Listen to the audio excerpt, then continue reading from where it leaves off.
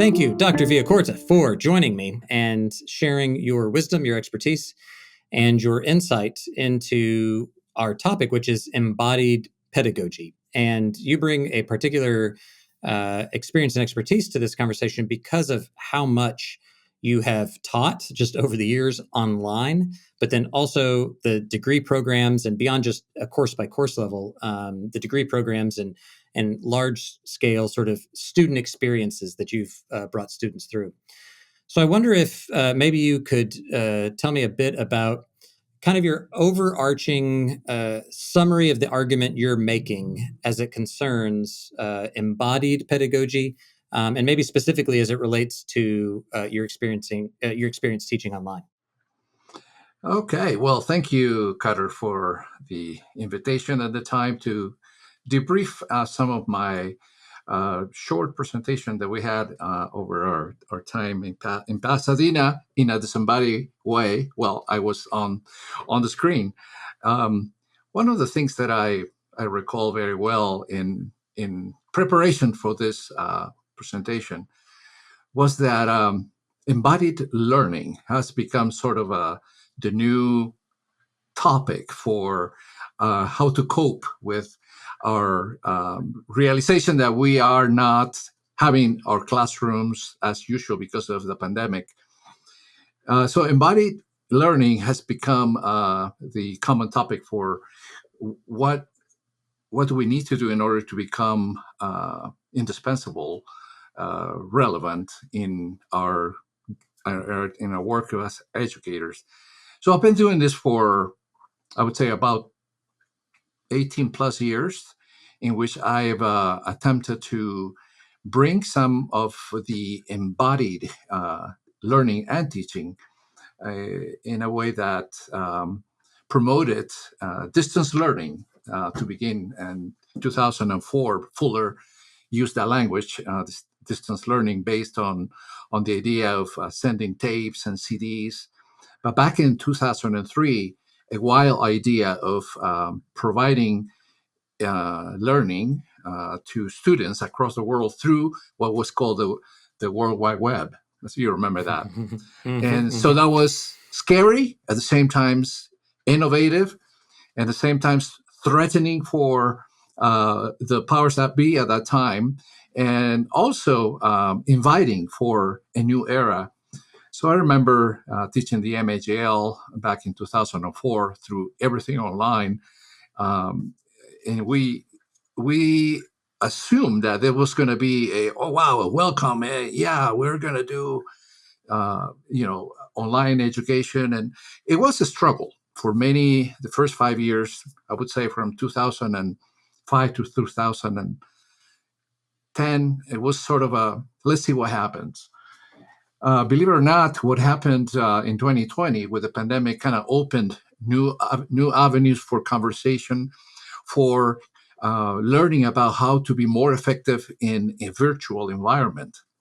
And so that's how my understanding of the topic of embodiment in learning progressed through time. I remember in about the year 2012, I began using Skype. Back in the day, Skype was, the way to connect people face to face. Some of my colleagues in the MAGL were concerned that I was using that kind of technology because it was supposed to be online, asynchronous. But through time, it was becoming a little bit more unique in my courses, particularly.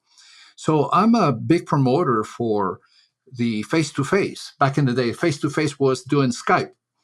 And students loved it. It was challenging because of the time. But so I don't want to just limit embodied learning just to have the face-to-face connection. But it's also how the methodology of designing an online course that is engaging, that touches the affections, the emotions, the feelings, the biases, the prejudices of anyone who's taken the class. So and try to learn from the responses from our bodies to the learning process, from music, from a reading that is intense or moving emotionally, or from sharing your particular experience about X and Y and Z situation in ministry. And so those things are part of what the assumptions that I brought in as I was invited to share about embodiment in learning. I hope this is giving you the background of where I'm coming from in terms of this idea of embodiment. And also the underlying overarching idea is like, I would say that you teach the way you have been taught. And that is key for my conversation.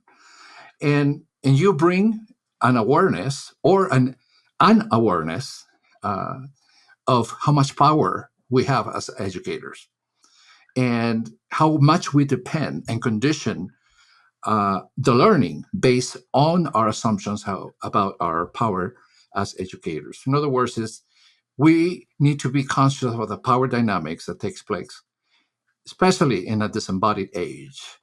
So those are my assumptions, and replicating some of our practices as we were taught, we will have the tendency to teach others as well.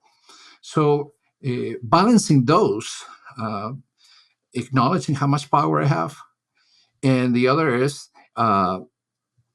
replicating the practices that I've received as a learner, as a student, and I will do it the same.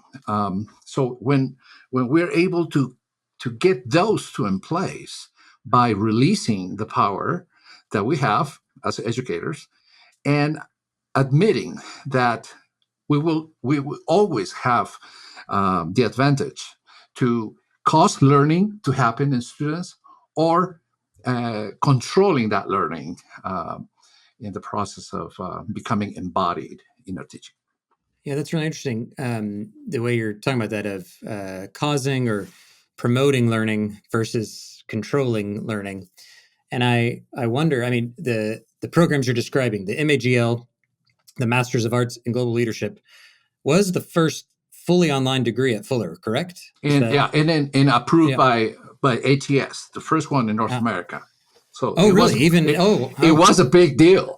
Every institution was waiting for Fuller to jump in first and see how it went, and then after that, you will see a lot of schools starting online programs. Well, and what it makes me think too is, and I think you and I are of the similar mind, where what we're really talking about is transforming our pedagogy. And there's various different modalities that we do that in, and they each require different things. But there's this sort of false distinction between in-person and online that gets, I think, conflated with what is good teaching. And so some of what I hear you talking about really is we need to kind of rethink and online learning, and then now COVID with forced online learning has basically pressed the issue that's always existed, but we were able to ignore it in some ways. So my question for you is: you highlight some of the affective components of teaching, and in distinction to maybe some of the, and I don't want to draw too sharp a distinction here, but some of the reasoned or rational or purely sort of thinking versions of the teaching and learning dynamic. Do you think there is a way to teach in this sort of affective mode that you're describing and still fall into that same trap of hierarchy and control? Or is what you're imagining as this sort of affective, leveraging affect inherently work against that? Do you hear that question? Yeah, well, there's always the default that we do in everything we practice. We default back to our ways. They're more familiar, more common, the ones we can control well. One of the assumptions about this aging we live in, which we are disconnected per se from in space, gives us the idea that if we're in space in a classroom, this embodied learning. And I would challenge that idea, because we have lived in a denial that I think the pandemic has finally put us in a place where we need to ask a question: how are we going to be effective, even though we're not in the same place? We've always been disembodied since the Enlightenment. Descartes suggested, and the axiom of "I think, therefore I am." It's been encrusted in our soul, in our practice for centuries, and now we're trying to question that again. Touching the affections, it becomes what Charles Dewey, I think it was a philosopher educator, John Dewey, who basically stated that there is this dichotomy of the mind and the body. And so in this dichotomy has ruled our practice for centuries. And then now we're finding ourselves being in this dichotomy that we don't know how to deal with. But I think what he's proposing in his writing as an educator is to bring the mind and body as one unit in the practice of education, in the practice of designing. But the idea is that we often think that the more we think about, and he challenged us as Christian educators, said that Christianity reinforced that idea that the mind body idea was the opposite of the body and the mind. So he was proposing a unification in the learning process of body and mind as one unit. So when we are trying to design, and we give I think a priority, a supremacy to the mind over the body. So when students usually are in an environment in which you can cause learning to happen, you have to feel free to move a student to respond effectively to an input that you provide. For instance, 10-15 minutes is the max that I provide my lectures. If they're long, I tend to cut them to that time. 10 minutes will be pushing it too long. But then I set questions to them in small groups to engage. How do you feel when you heard this concept about, for instance, power that was overused against you? So students have to acknowledge, I felt frustrated, I felt angry. And then we go deeper on that in the conversation, in the dialogue base, because I try to implement dialogue. I'm able to see how they are going deeper with a concept they understand about, for instance, power, which is the area that I teach on, and they internalize. It really hurt. And they're able to hear in a small group, could be asynchronously or in a Zoom room. And I'm able to record that with the permission and give them feedback on that. And believe me, this is something that I've seen. Students become more engaged on the topic, more motivated to go deeper. And that is, in a good day, what I would always remember the most out of a class. On the other hand, to answer your question, the tendency could be to control that so much that it becomes stagnant, becomes routinary, becomes forced. And students, you can see students kind of distancing from that. So there's an element of being able to see how much you can discern, how deep you can go, how much you can push a affective response from a student. Man, it's kind of just coalescing for me now as you're talking that some of our colleagues in this conversation that we've now been having collaboratively, which has been very helpful for me to hear a few different perspectives and hear some people's anxieties. And one thing I had mentioned in other conversations was the fear or anxiety that's driving some conversations now about embodied learning, or what's lost when you don't have students in a space together. I had proposed that I think that's driven mainly by the instructor's preferences and anxieties, that the instructor likes to get together. And so the assumption, as you're describing, is that that's because that's how I learned. And it's the assumption that you bring in the classroom that that's also what I prefer. But that says nothing to whether or not the students in the room are learning, what they're learning, whether it's embodied, et cetera. So do you think, because what you're describing right now is those students are engaged in a deeply embodied practice of reflection, even if it's delivered through an online or digital medium. Do you think that is most of what our colleagues or others is driving their anxieties about not being in person? That it's what they prefer?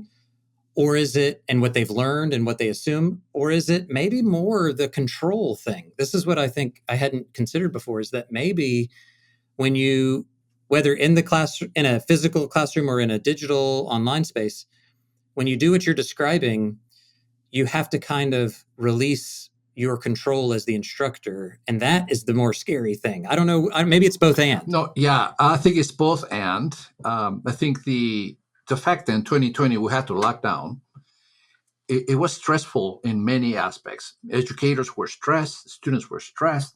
So the first thing we do when we're stressed is we try to control what we can manage well. Since that was completely out of the picture, so a classroom was not a possibility. Now I'm stuck doing this Zoom thing. That's the first reaction we had towards the fact. When I heard that, it was like, wow, this is going to be a big deal for many people who are accustomed to be in a classroom. But again, the assumption is, okay, I'm in the classroom, students are learning. And how do you measure that? That's the hardest thing. For me, I was coming the other way around. I was already disembodied, but I could tell by what I was reading from the students' papers at the end of the quarter, they were learning.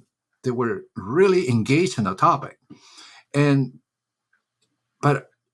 this is another component that's important. I'm stressing that it's important to have community, and a hybrid setting is the perfect scenario in which students can meet. At the beginning of our MAGL experience, the students would meet for 2 weeks intensive. They meet, they eat together, they fellowship, do fun things over the weekend, and that developed a community of learners. Then after that, they went away for 2 years. Everything was online. You can see the level of engagement and conversation and dialogue was strong. Why? Because they already built some relationship. They were not stuck with some stranger on the net and trying to do a class together. They were colleagues. So that added a big factor in the engagement. So I'm a promoter for hybrid education, but sometimes it doesn't happen because COVID. But again, it has to be both and. I've been in classrooms I remember my students back in fuller years, my MDiv, 120 at Travis Auditorium, but there were small groups. One professor that I would observe very well about experiential affective learning, small groups was the key to develop camaraderie, dialogue, conversation, affective conversation. I could see people moved in small groups. In a large class, it was kind of you get lost. So we have to be able to read our students' needs. So that's where learners' assessment is important.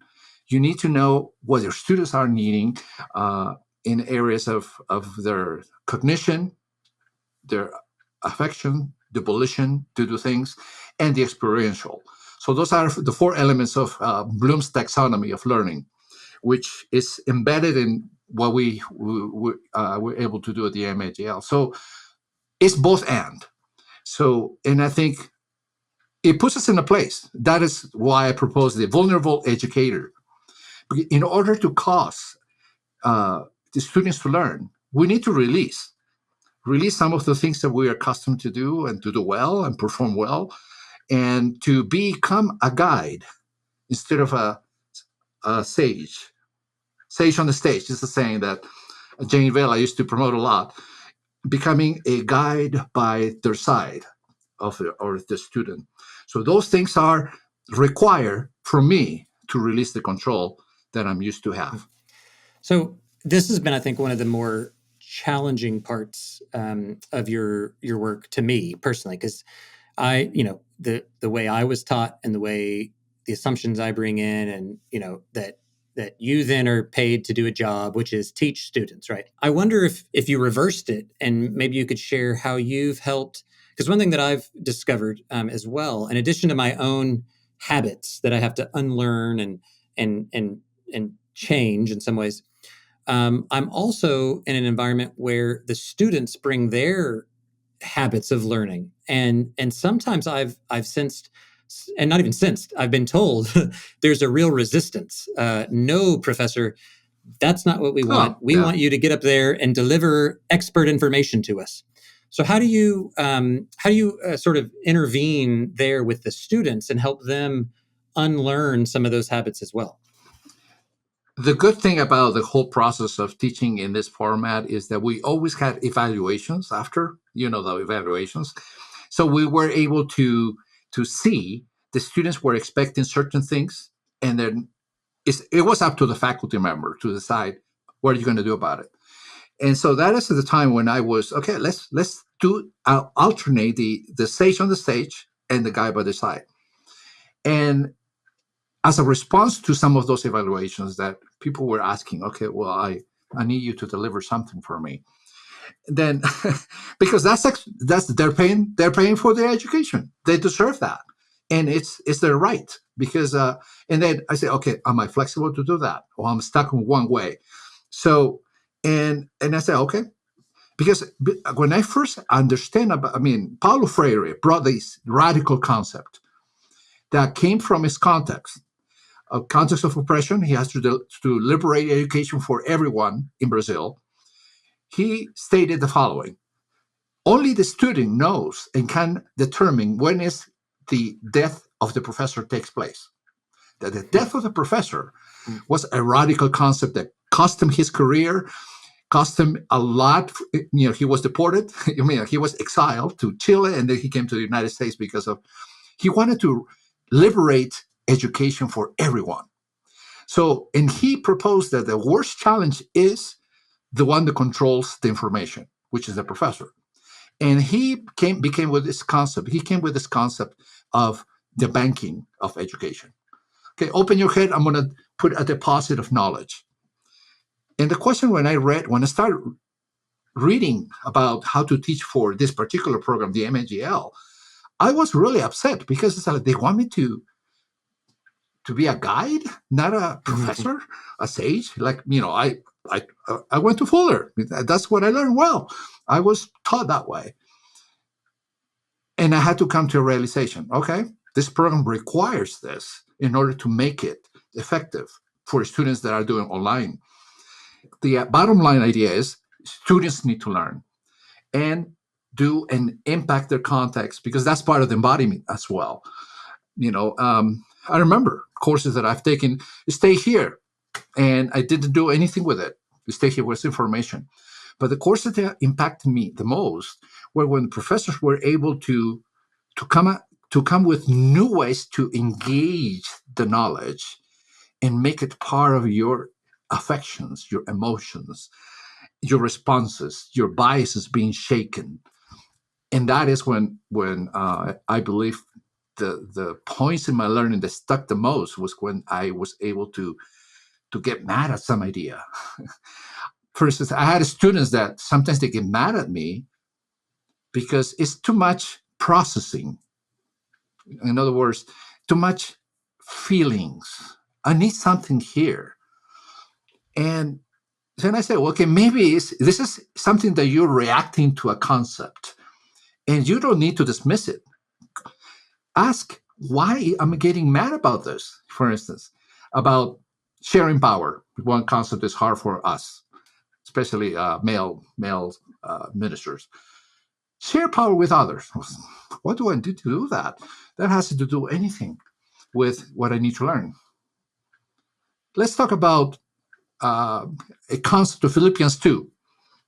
The coming of Christ and being God, he released power and chose a road that's hard.